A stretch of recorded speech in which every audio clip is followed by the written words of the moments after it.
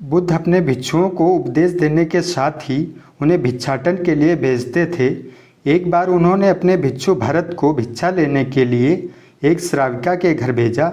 भरत पूरे रास्ते मन में यह सोचते हुए श्राविका के पास गए कि आखिर आज भिक्षा में क्या भोजन खाने को मिलेगा, क्योंकि भरत चंद्रवंश के राजकुमार थे और बुद्ध के सानिध्य में भिक्षु के रूप में दीक्षित हुए थे। हमेशा भरत को महल में खाने के लिए स्वादिष्ट पकवान मिलते थे, लेकिन आज भिक्षा के रूप में उसे जो भी मिलेगा संतुष्ट होना पड़ेगा। श्राविका के घर पहुंचकर भरत ने भिक्षा मांगी। श्राविका ने भरत को बैठने के लिए कहा और भोजन लाने के लिए घर के भीतर चली गई। इधर भरत फिर से अपने प्रिय भोजन के बारे में सोचने लगे और जैसे ही श्राविका भोजन लेकर आई तो भरत अचंभित रह गए। भरत ने देखा कि श्राविका ने उनके लिए उनके पसंदीदा पकवान परोसे हैं और अपने प्रिय भोजन को देखकर वह खुश हो गए। भोजन ग्रहण करते हुए भी भरत सोच रहे थे कि महल में तो उन्हें भोजन के बाद विश्राम करने की आदत है, लेकिन आज उन्हें भोजन के बाद वापस तेज धूप में चलकर आश्रम जाना होगा। लेकिन भोजन के बाद श्राविका भरत को कुछ समय के लिए आराम करने का आग्रह करती है। फिर भरत फिर से खुश हो गए कि आखिर अच्छा हुआ, आज उनके मन की सारी इच्छाएं कैसे पूरी हो रही हैं।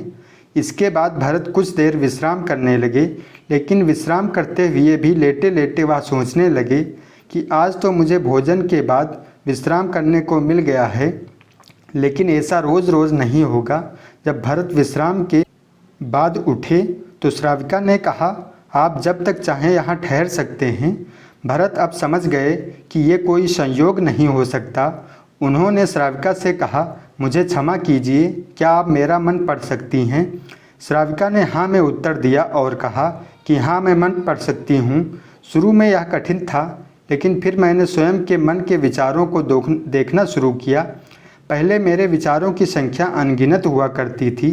इसके बाद मैंने विचारों पर ध्यान केंद्रित किया, बिना पक्ष विपक्ष के अपने विचारों को देखने लगी।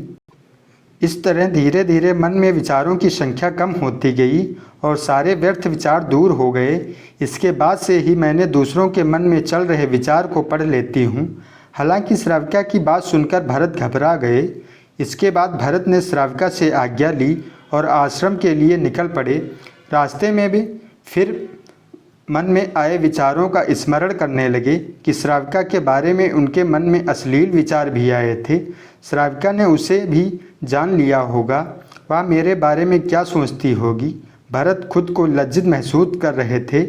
भरत ने आश्रम पहुंचकर गौतम बुद्ध से कहा कि अब मैं कभी भिक्षाटन के लिए नहीं जाऊंगा। बुद्ध ने भरत को पास बुलाया और कहा कि क्या हुआ है, तुम मुझे सारी व्यथा बताओ। भरत ने सारी बातें बुद्ध को बताई। इसके बाद बुद्ध ने कहा, अगले एक हफ्ते तक तुम भिक्षाटन के लिए उसी श्राविका के घर पर जाओगे, लेकिन तुम्हें इस बात का ध्यान रखना होगा कि कल भिक्षाटन के लिए जाते हुए तुम अपने चित्त को पूरे होश में रखना। तुम्हारे भीतर क्या विचार उठ रहे हैं उन पर ध्यान केंद्रित करना, और यह भी ध्यान रखना कि तुम्हारे मन में कौन सी वासना उठ रही है।